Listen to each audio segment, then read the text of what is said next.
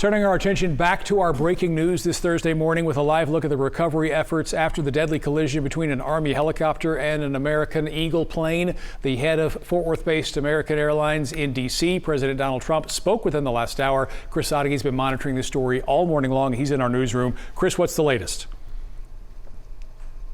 Yes, Mark, the investigations into what caused this mid-air collision to happen are underway, but we've already heard from President Trump, the American Airlines CEO, and we expect an update from the National Transportation Safety Board in a couple of hours. Video captured from an EarthCam web stream shows the two sets of lights coming closer together before a burst of flames. According to Transportation Secretary Sean Duffy, both the American Eagle flight and the Army Black Hawk helicopter that was on a training mission were on their standard flight patterns, and it was a clear night to fly. So part of the investigation will be why those paths crossed in midair, sending both aircrafts into the Potomac River, where officials say they do not expect to find any survivors. They spent the night and morning pulling at least 24 bodies from the water. American Airlines confirmed 60 passengers and 4 crew members were aboard that flight that was descending into Reagan National Airport from Wichita, Kansas, where the U.S. Figure Skating Championships took place last week. The U.S. Figure Skating Organization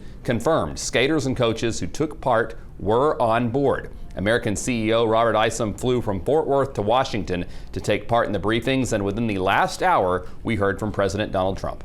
We have members of our GO team that are on ground here in D.C., and they're being deployed with resources to do everything that we can to take care of the needs of the families and the loved ones of the passengers and crew members.